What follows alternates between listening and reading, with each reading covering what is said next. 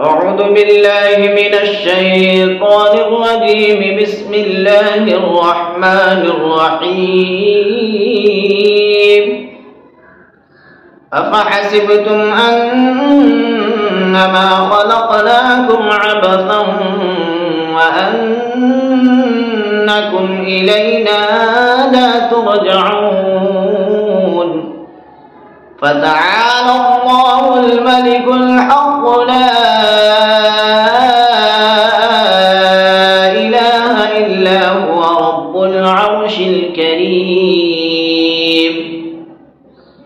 ومن يدع مع الله إلها آخر لا برهان له به فإنما حسابه عند ربه إنه